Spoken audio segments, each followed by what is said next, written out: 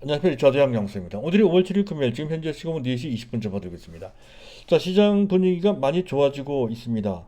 날이 갈수록 그렇게 되는 것 같죠. 물론 아직까지는 시총 최상위주들 삼성전자, SK하이닉스, 네이버, LG화학, 카카오, 현대차 같은 이런 종목들은 맥바지는 상당히 더딘 모습이긴 하지만 그러나 그 전부터 계속 말씀을 드려봤던 이른바 경기 민감 굴뚝주 제2선, 제3선에 있는 대형주들은 계속 승승장구하고 있다 하는 것과 또 오늘 같은 경우에는 뭐 현재 코스피 내수 우량주들, 유통주나 식품료주들 자 이런 종목들도 동반해서 같이 강세를 보였고요. 또 시장별로 봤을 때 코스닥이 또 상당히 좋았죠. 낙폭이 힘이 있던 그런 상태에서 바이오주를 중심으로 해서 꽤나 탄력적인 반등세가 나와서 더욱더 분위기가 좋아진 것으로 볼 수가 있겠습니다. 그래서 코스피 같은 경우에는 어느덧 3200포인트 근처로까지 회복되는 그런 모습입니다. 이 정도면 현재 악재를 완전히 극복을 하고 상승 추세로 복귀했다라고 해도 과언이 아닐 정도인 것 같습니다. 자, 그동안 우리 증시에 들이웠던 악재는 두 가지였었죠. 한 가지는 미국발 금리 인상 문제, 또 한 가지는 우리 시장 자체의 공매도와 관련된 부담이었던 건데, 이제 금리와 관련된 문제는 완화된 것으로, 또 공매도와 관련된 부담은 이제는 완전히 털어낸 것으로 그렇게 볼 수가 있겠습니다. 그렇다고 한다면 전체적으로 봤을 때 우리 증시가 그 전부터 말씀을 드렸던 상승 추세, 단기, 중기 또는 심지어는 장기 관점에서의 상승 추세입니다. 그런 상승 추세 랠리로 복귀한 것이다. 그렇게 판단이 돼요. 그렇다고 한다면 일반적으로 예상하는 금년 종합지수 예측치 대략적으로 3,400 내지 3,500 정도를 보고 있는데 당연히 그 정도 가는 것 뿐만 아니라 종합지수는 아마 썸머 랠리 이번 여름의 랠리를 거쳐서 아마 연말 랠리로 진행될 것으로 그렇게 예상도 되고 기대도 된다는 것이죠. 그렇게 된다라고 했을 때는 자 종합지수 4천까지도 우리가 예상해 볼 수 있다 하는 거고 만약에 금년에 종합지수 4천 정도까지 간다면 내년 정도에는 약간 실지라도 몇 개월 동안 말이죠. 5천 정도를 기대해 볼 수 있는 상황이 될 것으로 그렇게 예상이 된다는 건데 지켜봐야 되겠죠. 어쨌든 분위기는 많이 좋아져서 자 다행이고 기대가 된다는 건데 그렇다고 해서 문제가 없는 것은 전혀 아니죠. 나름대로 또 문제가 좀 있습니다. 일단 우리가 상당한 비중을 두고 있는 시가총액 최상위 종목들은 전혀 매골 추진 못하고 있습니다. 언제쯤 그들 종목이 올라갈지 또 그렇지 않다고 한다면 그 대안을 찾아야 되는 것인지 만약에 찾는다고 한다면 어떤 종목군들을 해야 되는 것인지 이걸 생각해 봐야 된다는 거고요. 또 중소형 개별 종목을 할 것인지 자 그것도 좀 고민이 되죠. 근데 중소형 개별 종목에 대해서 먼저 말씀드리면 겉으로 봤을 때 다양한 종목들이 현재 여기저기서 어떤 종목들은 꽤나 탄력적으로 올라가곤 하는데요. 하지만 자, 그들 종목군들이 너무 종류가 많고 또 그 종목에 대한 판단을 하기가 보통 어려운 게 아니죠. 굉장히 까다롭고 상대적으로 위험하기도 합니다. 그래서 전체적으로 봤을 때 굳이 또 그럴 필요도 없어서 그들 시세는 그냥 관망하는 정도로 보시면 될 것 같습니다. 또 우리가 중소형 종목들을 안 갖고 있는 것도 아니죠. 현재 갖고 있는 종목만으로 충분하다는 측면에서 보시면 될 것 같고요. 그리고 나머지 고민 중에 하나가 경기 민감주의 그 승승장구하는 강한 시세 흐름에 동참할 것인지에 대해서는 어제 말씀드렸죠. 대안은 세 개를 제가 제시해 드렸습니다. 뜨거운 종목으로 두 종목, 한 종목은 가장 센 종목은 HMM, 그리고 그 중간쯤에 있는 종목 역시 장기 투자까지도 가능한 종목으로 포스코를 말씀을 드렸었고요. 그리고 가장 만만하고 안전한 종목으로서 우리 금융지주가 있었습니다. 근데 우리 금융지주는 별 탈이 없어요. 현재 보공 차트가 바로 그 우리 금융지주의 차트인데요. 이거는 뭐 큰 문제 없이 계속 매수 보유해도 된다는 그런 관점인데 문제는 일단 포스코는 추격해서 매수하기 좀 나쁩니다. 오늘 가장 장중에 매수했다면 모르겠는데 40만 원 돈이면 괜찮을 것 같기는 하네요. 단기 목표 가격은 대략 44만 원 정도 보면 된다 했던 거고요. 선절가는 이런 정도로 하면 38만 원 정도로 약간 높여서 보실 필요가 있다는 것까지 먼저 말씀드리고, 그리고 HMM인데요. 가장 뜨거운 종목이도 했던 건데 원래는 만약에 단기 트레이딩을 한다면 이런 종목을 해야 되거든요. 그래서 어저께 4만 3천 원, 4만 원 이하에서 매수할 수 있으면 3만 9천 원대죠. 그 정도에서 매수할 수 있으면 매수하자 했던 건데 저는 4만 2,600원까지 올라갔습니다. 단기 목표 가격을 4만 3천 원 내지 4만 4천 원 제시해 드렸으니까 지금에 와서 추격해서 매수하는 것은 바람직하지가 않습니다. 어차피 트레이딩 목적이니까 이것은 현재 다음 주 월요일 날 되겠죠. 4만 3천 원 내지 4만 4천 원 정도 수준에서 만약에 매수하신 분이 있다고 한다면 전량 매도하는 게 좋겠다 하는 말씀을 먼저 드리면서 그 다음을 진행하도록 하겠습니다. 일단 시총 상위주와 관련돼서 시장 전반에 관련된 특히 매매 주체가 누구냐에 따라서 주도주가 크게 달라지고 있는데요. 그것을 좀 알아두실 필요가 있어서 그 내용을 준비를 했고요.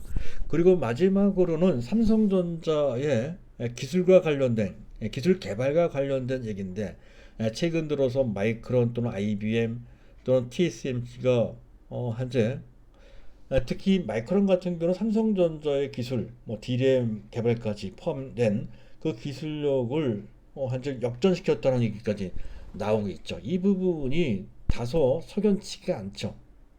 삼성전자 현재 뭐 하고 있는지 말이죠.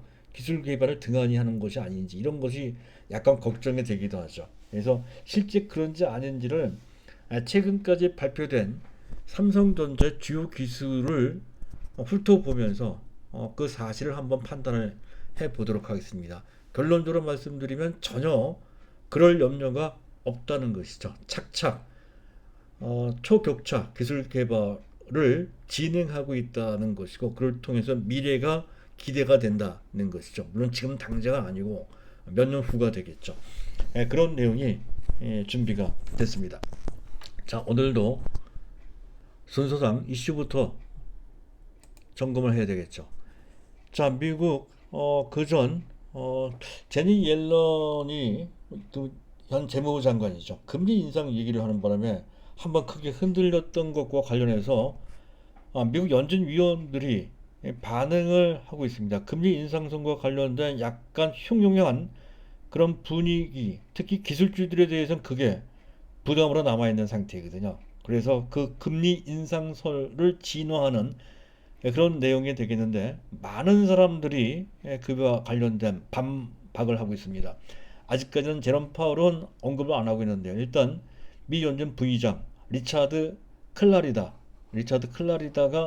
일단 금리 인상을 거론하는 자체, 검토하는 그 자체가 시기상조다라고 못 받고 있고요. 그 외에 원래 전통적인 비둘기파 대명사인 찰스 에번스, 또 에릭 로렌그렌, 그리고 미셸 보만, 이 사람은 이사입니다. 이런 사람들이 각각 금리 인상과 관련된 반박을 하는 그러한 내용을 발표를 하고 있습니다. 해서 전반적으로 이런 분위기는 어느 정도 진정되는 것 같습니다. 금리 인상할 소지가 그만큼 크지 않다는 것이죠. 그래서 연준에서 공식적으로 언급을 했듯이 조만간은 아니고요. 내년도 아마 하지 않고 내후년 정도에 하지 않을까 그렇게 예상을 해볼 수 있는 그런 분위기인 것 같습니다. 자, 그럼에도 불구하고 끊임없이 현재 그 글로벌 IB 인베스트먼트 뱅크죠. 에서는 특히 대표적인 데가 모건 스탠입니다.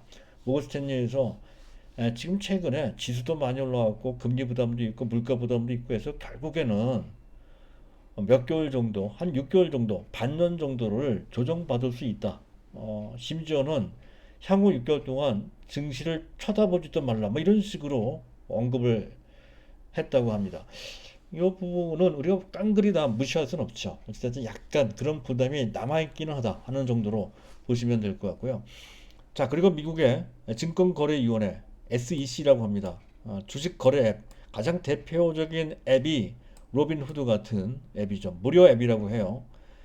자, 이것 때문에 단타 매매, 트레이딩이 성행을 하고 또 그를 통해 투기적인 시세가 난무한다는 것 때문에 문제가 되고 있다는 것인데, 어쨌든 미국뿐만이 아니고 우리나라도 마찬가지죠. 전 세계적인 비트코인이나 또 알파코인, 뭐 최근에 뭐 도지코인까지 현재 그 뜨거운 열기를 뿜어내면서 투기 광풍이 불고 있죠. 자, 이것을 그대로 좌시할 수가 없을 것입니다. 그것을 먼저 제재한다라고 하는 것. 금리를 만약에 인상을 한다고 한다면 그 전에 이것부터 어느 정도 단속을 좀 해야 될 필요가 있어서 미국 SEC 증권거래위원회에서 그러한 움직임을 보이는 것은 너무나도 마땅하다라고 할 수 있는 것이고, 또 이것은 시장 전반적인 분위기를 안정시키는데도 상당히 도움이 될 것으로 판단이 됩니다. 만약에 이러한 투기 강풍이 잠재워지지 않은 채 계속 확대되는 그런 상황이 되면 그러면 진짜 문제가 되죠. 그래서 사단이 날 수가 있습니다. 이른바 하드 랜딩이 될 수가 있다는 것이죠. 일단 그러한 그 리스크를 어느 정도 사전에 통제한다는 측면에서 긍정적이다라고 이제 볼 수가 있겠고요. 자, 시장을 한번 잠깐 보도록 하겠습니다. 자, 미국 국채 10년물 금리가 1.5610%인데 그 전날 대비 2.3 베이스 포인트, 이 정도면 꽤나 비교적 큰 폭으로 조정을 받은 것이죠. 이런 정도라고 한다면 금리 인상과 관련된 문제는 어느 정도 봉합되고 있다라고 설명할 수 있을 만큼의 미국 국제 시장의 반응이었다라고 이제 할 수가 있겠고요. 자, DXY도 90일 이하로 다시 내려왔고요. 오늘 우리 외환 시장을 보면 원달러 환율이 1121원입니다. 1121원. 잠깐 원달러 환율 차트를 보시도록 하시죠. 현재 보고 계신 화면의 오른쪽 하단에 있는 차트가 원달러 일봉 차트의 모습인데요. 최근 며칠 동안 가파르게 올라가다가 오늘 4원 50전 정도 내려왔어요. 어느 정도 진정되는 모습이 나타나고 있다는 것도 일단 고무적이죠. 자, 그리고 주변 증시, 나스닥 선물지수가 나쁘지 않아서 지금은 현재 약보합 정도에 있고, 일본 증시 강보합 정도, 전반적으로 보합권에 있는 눈치를 보는 듯한 그런 분위기가 만들어지고 있다는 건데, 뭐 특별히 어떤 의미를 부여할 것까지는 없는 상태다 하는 거고요. 자, 수급을 잠깐 볼 필요가 있다는 건데, 이거는 좀 의미가 있다는 것이죠. 수급을 잠깐 자막을 지우고 도표를 보도록 하겠습니다. 자, 외국인과 기관이 동시에 순매도를 하고 있다는 건데, 지금 이 모습은 상당히 이례적인 모습이죠. 보통은 외국인과 기관이 같은 방향으로 가고 개인이 또 다른 방향으로 가는 그런 모습을 보이는데, 지금은 어제도 그렇고요. 오늘도 외국인과 개인이 매도를 하고 기관이 순매수한다는 건데, 그 중에서 눈에 띄는 것은 금융투자입니다. 금융투자가 꽤나 많이 어제도 오늘도 3거래일 연속 순매수하는 그런 모습은 단기적으로 지수 흐름이 나쁘지 않다 하는 것을 어느 정도 시사하는 측면이 있다는 것이죠. 자, 연기금이 순매수했다는 것이고요. 그리고 삼성전자와 관련돼서는 기관 중에서 금융투자가 오늘까지 3거래일 연속 순매수를 했어요. 현재 보고 계신 화면의 오른쪽 상단에 있는 차트가 그 그래프가 삼성전자에 대한 매매 주체별 투자 동향을 그래프로 그린 그림입니다. 지금 보고 계신 현재 그 차트는 금융투자가 삼성전자를 어떻게 매매했는지를 보여주는 막대 그래프인데요. 3거래 연속 순매수하고 있죠. 전반적으로 삼성전자가 탄력이 현재 그 둔한 모습인데도 불구하고 단기 매매에 현재 특화되어 있는 금융투자가 삼성전자를 매수했다는 얘기는 어떤 가능성을 시사하는 것으로 판단이 되는, 지금 당장은 느리고 당장 어떻게 될 것이다 크게 기대되지 않지만 상황에 따라서는 다음 주부터 바로 삼성전자가 올라갈 수 있음을 어느 정도 의식한 그들의 선제 매수라고 볼 수가 있겠습니다. 그런 측면에서 일단 긍정적인데, 이 점에 대해서 너무 크게 의미를 부여하거나 기대할 필요까지는 없고, 일단 가능성은 좀 있겠구나 하는 정도로만 보시면 될 것 같습니다. 하지만 여전히 연기금은 2달 내내 거의 하루도 안 빠져 계속 매도를 하고 있는 그런 모습이죠. 계속 매도를 하고 있는 그런 모습이고요. 아직도 외국인들은 삼성전자에 대해서 계속 매도를 하고 있는, 물론 오늘 프로그램 매도가 상당히 많이 나왔습니다.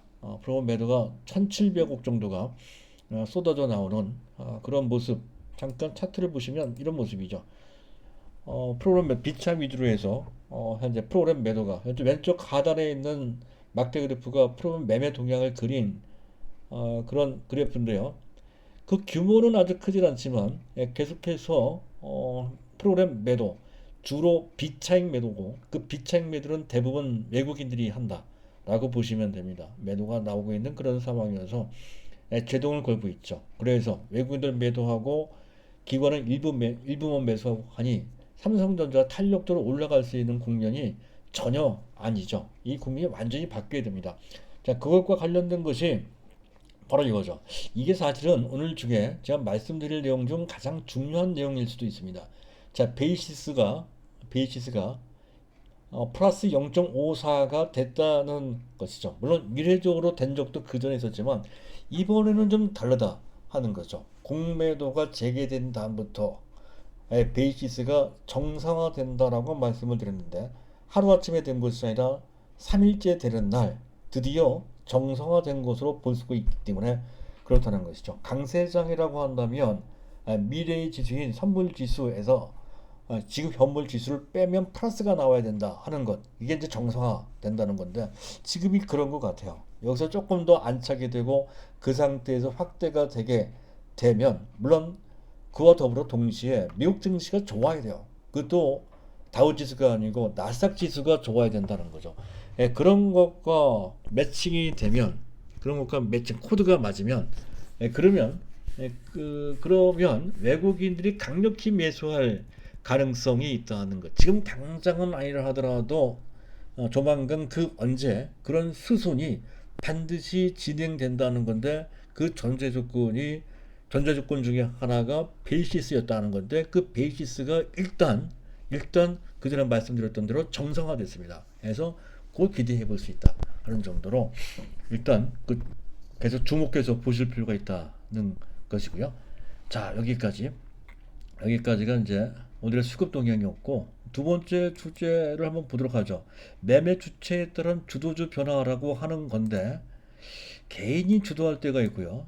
작년 같은 경우가 그런 케이스인데 약간 특수한 케이스였었죠. 코로나 사태가 있었고 개인들이 대거 몰려온 상태였었기 때문에 그것을 일반적인 상황에도 이렇게 일반화시켜서 볼 수는 없는데, 그것을 배제한 일반적인 경우에는 보편적으로 이렇죠. 다들 한번 느끼고 또 아실 겁니다. 시장으로 봤을 때는 개인이 주도하는 장세에서는 코스피보다는 코스닥이 당연히 세고요. 또 대형주보다는 중소형주가 세고요. 또 여러 가지 그 종목군 파트로 봤을 때는 바이오가 주로 센 편입니다. 오늘 같은 경우 대표적인 케이스죠. 바이오나 또는 테마주 이런 것도 실적과 관련된, 또는 삼성전자나 IT와 관련된 테마 볼 때는 스마트폰이나 5G나 반도체 장비 소재, 또는 뭡니까 그 비메모리 반도체 같은 그런 테마들이 부각되는 그런 상황이라는 건데, 지금은 바이오가 조금 더 현재 그 일반 개인들의 선호 대상이 된다라고 보시면 될 것 같습니다. 그동안 낙폭이 심했기 때문에 그런 것이죠. 자, 그리고 최근 들어서 특히 작년 하반기 때부터는 IT 대형주들도 현재 일반 개인들이 많이 선호하는 그런 그 종목군으로 부상되고 있습니다. 가장 대표적인 종목이 삼성전자죠. SK 하이닉스보다는 오히려 삼성전자가 더 인기가 있어요. 그리고 그 외에 LG화학이나 또는 삼성 SDI 같은 종목도 일반 개인들이 많이 선호하는 대상이 됐다는 건데, 지금은 그 전보다 이들 삼성전자나 SK LG화학이나 네이버나 카카오나 그 전만큼 좋아하는 것 같지는 않습니다. 약간 힘 빠진 상태라는 건데, 어쨌든 일반적으로 봤을 때 그 선호도가 많이 바뀌긴 했는데, 하지만 앞에서 얘기했던 그런 정도의 그런 그 경향은 충분히 남아 있다는 것이죠. 그래서 단기 트레이딩 하실 때 그 점을 참고하실 필요가 있다는 건데, 지금은 좀 애매한 측면이 있습니다. 외국인이 기관이 어떤 특정 주체가 계속 주도하는 형국이 아닌 서로 왔다 갔다 핑퐁 주고받듯이 그 주도권을 어, 주도권이 왔다 갔다 하기 때문에 그런 것이죠. 어쨌든 그걸 감안하실 필요가 있겠고, 자, 기관이 주도하는 장 사실은 지금이 어찌 보면 기관이 주도하는 측면이 있습니다. 만약에 금융투자가 프로그램 매수를 통해서 시장을 주도하는 그런 형국이 나오면, 그때는 거의 틀림없이 시총 최상의 종목군들이 뜰 겁니다. 지금은 아닙니다. 외국인들이 동조를 좀 해줘야 된다. 조건이 붙어야 되기 때문에 그렇습니다. 지금은 맛보기 상태다. 그래서 그 제2선, 제3선에 있는 그런 대형주들이 금융투자 등 기관들의 선호 대상이 된다는 정도로만 일단 윤곽을 잡아놓고, 일반적으로 그들 금융투자가 아닌 현재 연기금 및 그리고 보험사 또는 현재 뭡니까 이런 그 다른 기관들 투신사 이런 쪽에서 만약에 주도하는 그런 형국이 나온다라고 했을 때는, 오늘 같은 경우가 대표적인 케이스입니다. 경기민감 대형주, 조선해운, 철강, 건설, 금융 이런 쪽, 또 실적 우량 내수주, 지금은요 일반 개인들은 더욱더 거리가 있는 종목군들, 농심, 또 휠라홀딩스, 또 CJ 제일지당 같은 이런 종목들이죠. SPC 삼립이라든가 이런 종목들, 한샘 이런 종목들이 그에 해당이 됩니다. 이런 종목들이 이제 부각이 되는 경향이 있다는 것이죠. 그리고 코스닥 실적주에서는 반도체, 장비, 소재 우리가 봤던 종목들이고 일반 개인들도 선호한 대상이기도 합니다. 테스도 있고요. 또 워직 IPS도 있고요. 또 그동안 또 많이 올라간 종목 유진테크가 있고요. KC텍이라는 종목이 있고, 그리고 뭐 현재 또 뭡니까? 반도체 소재도 있고요. 동진세미케 이건 약간 탄력이 떨어지고 있는데, 어쨌든 비메모리 반도체 같은 종목들이 그에 해당된다라고 이제 할 수가 있겠습니다.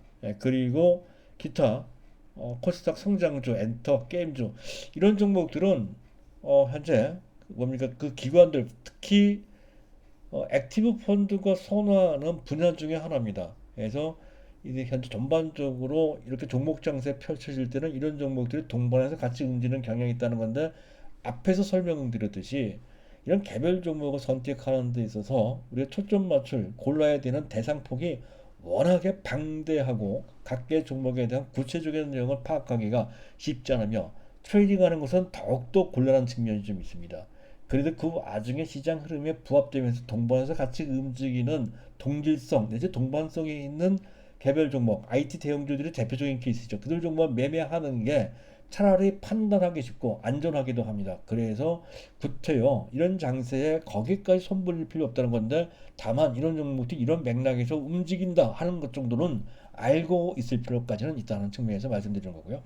그리고 정작 우리가 누릴 최고의 대상은 바로 외국인이 주도했을 때 그들이 선호하는 종목군들입니다. 일단 지총 최상의 종목들이 그에 해당된다는 것이죠. 그들이 펀더멘털이 또 전망이 부진하거나 나빠서 어떤 특정한 악재가 있어서 최근에 그들 종목이 못 움직이는 것이 전혀 아니죠. 시장의 맥락상 현재 그 외국인들이 선호하는 삼성전자 위의 종목을 이제 기관이나 일반 개인들이 매수해서 이끌고 갈 수 있는 그런 상황이 아니기 때문에 결국 그들은 외국인들이 들어와야 움직인다 하는 거죠. 어쨌든 그들이 외국인이 주도하는 장세, 대규모로 특히 비차익 프로그램 매수가 들어올 때, 그때는 거의 틀림없이 시총 최상위 종목군들이 치고 나가는 장세가 나타난다 하는 것이죠. 대규모 비차익.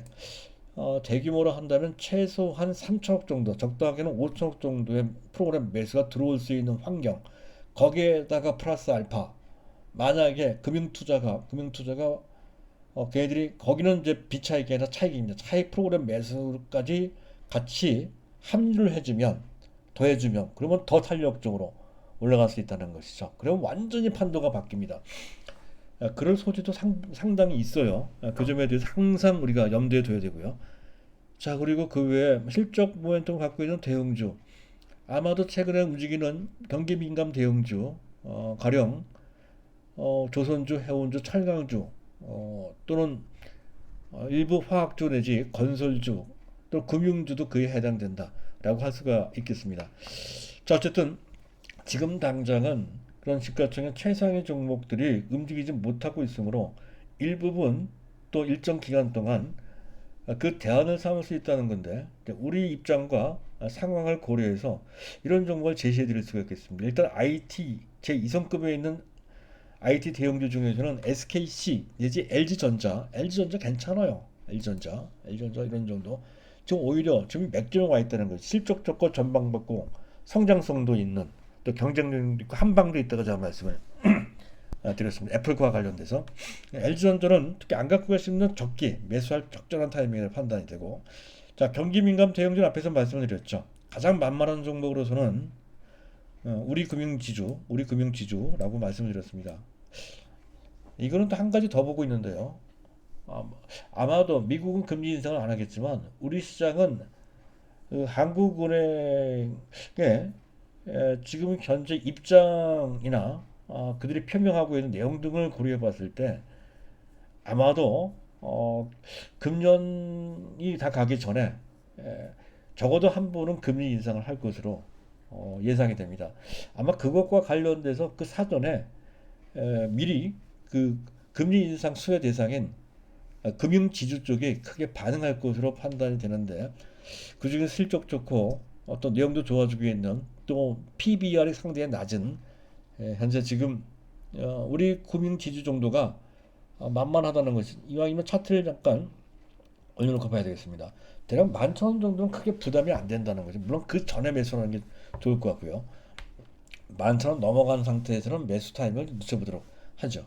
단기 목표, 중기 목표 가격 14,000원 내지 15,000원 정도 보시는 게 좋을 것 같고, 상황에 따라 한 2만원 근처로까지도 볼 수 있다는 것이죠.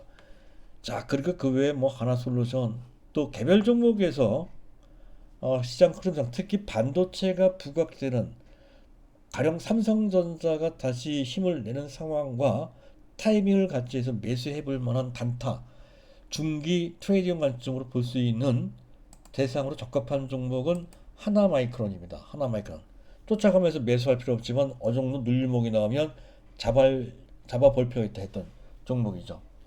단기 트레이딩을 한다 했을 때는 적절한 손절가를 정해놓고 하시는 게 좋을 것 같고요. 자, 여기까지. 자, 그리고 이제 마지막으로 삼성전자 얘기를 안 할 수가 없죠. 삼성전자 초격차 기술 개발이 착착 진행되고 있다는 내용이 요지인데요.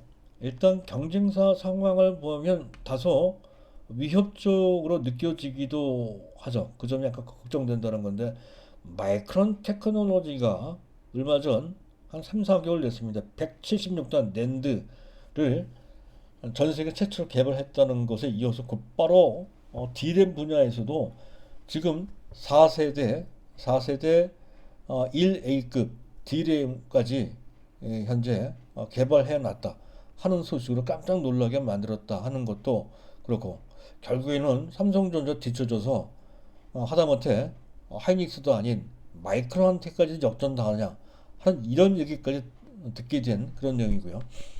그게 오늘 아침에 보니까 모신문에 IBM이 2나노급 시스템 반도체를 개발했다는 소식까지 있습니다. 2나노급이면 삼성전자도 지금 아직 완전히 다 개발한 그런 상태가 아니죠. 근데 IBM이 개발했다는 소식이 있었고요. 또 그 전부터 TSMC 3000 적층 반도체 SOIC라고 합니다. 그리고 2나노급 공정 개발도 이미 해놓고 있다고 하죠. 그런 것 등으로 봤을 때 삼성전자가 뒤처지지 않는 것이냐, 뒤처지는 것이 아니냐는 걱정이라는 건데, 하지만 그렇지 않다는 것이죠. 일단 기본적으로 그 전부터 있었던 몇 년 전에 개발했던 패키징과 관련된 기술, TSV 실리콘 관통 전극인데요. 기존 본딩 와이어, 그 전에 구리선, 아주 가느다란 구리선으로 칩과 기판을 연결시키는 그런 것을 대체하는 그런 기술이 TSV. 그 당시는 삼성전자 독보적이었던 건데, 지금은 뭐 그렇게 독보적인 것 같지 않습니다. 대부분까지는 아니지만 TSMC도 이 기술을 갖고 있다 하는 것에서 독보적이지는 않고요. 그리고 TSMC가 갖고 있었던 F4WLP 기술 대적하기 위해서 자체 개발한 기술이 F4PLP 기술인데, 자, 이 부분은 여전히 이제 그 양대 체제로 진행되는 것 같고요. 그리고 이 부분은 의미가 있습니다. GAA, 게이트 올 어라운드. 사실은 패키징 쪽에서 가장 그 단속하기가 까다롭고 중요한 부분이 누설 조리를 어떻게 할 것이냐 하는 문제인데, 지금 TSMC에서 하는 것은 삼면을 차단하는 통제하는 핀팻 방식이라고 합니다. 핀팻 방식으로 쓰고 있는데, 삼성전자는 GAA 방식을 도입한다는 것이죠. 누설 개발하고 도입하고 있습니다. GAA 방식인데 사면 차단 방식입니다. 이 부분은 독보적이다 볼 수가 있겠고요. 그리고 지금 삼성전자는 금년 하반기 때부터 차세대 반도체, 범용 반도체, 플래그십, 아주 표준되는 가장 많이 팔리는 반도체를 플래그십이라고 합니다. 그 플래그십 반도체 DDR5, 지금 DDR3나 DDR4가 플래그십이거든요. 조만간에 DDR5 아마 내년 거쳐 내후년 정도 되면 플래그십이 될 것 같은데, 일단 그 양산 체제를 개발했고 양산 체제를 갖추게 된 것이 그 금년 하반기 때부터라는 것이죠. 그리고 금년 하반기 그럴 때 아니면 내년 초 정도에 IBM이나 인텔 같은데 DDR5에 걸맞는 현재 뭐 CPU를 개발한다는 거죠. 그와 관련된 수요가 창출되면서 수익성에 상당히 도움을 줄 것이다 라고 하는 것과 관련된 기술이고요. 자, 그리고 요게 좀 어려운데요. HBM, 이건 고광대역, 하이 그 밴드위스 메모리라고 합니다. 초광대역 메모리. 요거에다가 PIM, 프로세스 인 메모리가 또 어려운데요. 메모리 안에 프로세서, 즉 연산 칩이 들어가 있다 하는 거죠. 그런 칩을 전 세계 최초로 삼성전자가 개발을 했습니다. 얼마 전이죠. 그래서 기존 못도 있었던 현재 초고도 메모리 같은 경우에 비메모리 반도체와 서로 데이터를 주고받는데 상당한 노이즈가 발생이 된다 하는 거죠. 그걸 갖다가 병목 현상, 가다가 여러 가지 뭐 트래픽도 발생이 되고 해서 문제가 많이 있는데, 폰 노이만 병목 현상이라고 합니다. 폰 노이만 병목 현상을 이 HBM, PIM 기술을 통해서 완전히 해소할 수 있는 그런 길이 생겼다는 것이죠. 그래서 그 상당히 의미가 있는데, 물론 이것이 실제로 제품으로 만들어지고 스위스 연결되는 데까지 상당한 시간이 필요하겠죠. 일단 그 기술은 개발되어 있는 상태라는 것이고 적용될 것입니다. 그리고 오늘 아침 신문에 나온 것이 iCUBE4라고 하는 건데요. 자, 기존에 있는 메모리 반도체만 있으면 여러 가지 한계, 뭐 성능 문제라든가 또 발열 문제라든가 또는 규모, 크기 문제, 뭐 면적이나 부피 문제에 어떤 한계에 봉착되는데, 여기에다가 로직 반도체, 시스템 반도체 한 개를 묶어서 같이 해주면, 사실 기술적으로 상당히 어려운 이 부분을 삼성전자는 했다는 거죠. 그렇게 팩으로 묶어서 같이 해주면, 그러면 기존의 성능상의 한계나 또는 면적 부피의 한계를 완전히 극복할 수 있다는 것이죠.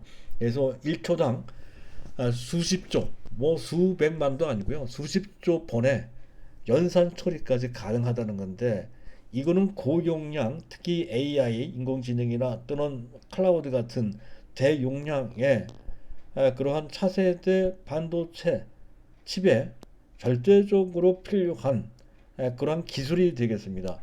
지금 당장 그것이 뭐 수익성에 큰 도움을 준다는 것은 아니고, 지금 삼성전자 이런 기술을 통해서 현재 기존에 있는 다른 반도체에 앞서서 그 초격차, 특히 메모리 분야도 여전히 그 격차를 유지하고 있고 오히려 확대되고 있는 쪽으로 가고 있다는 것을 우리가 알고자 말씀을 드리고 있는 겁니다. 삼성전자가 그동안 놀고 있었던 게 전혀 아니라는 것이죠. 여전히 삼성전자는 특히 DRAM 분야에서는 세계 최고의 선도력을 계속 유지하거나 확대하고 있고, 그리고 패키징 기술도 상당히 따라가고 있거나 오히려 일정 부분 능가하고 있으며, 비메모리 반도체, 특히 파운드리 부분에서도 TSMC 못지않게 상당한 경쟁력을 확보하고 있다는 것을 확인할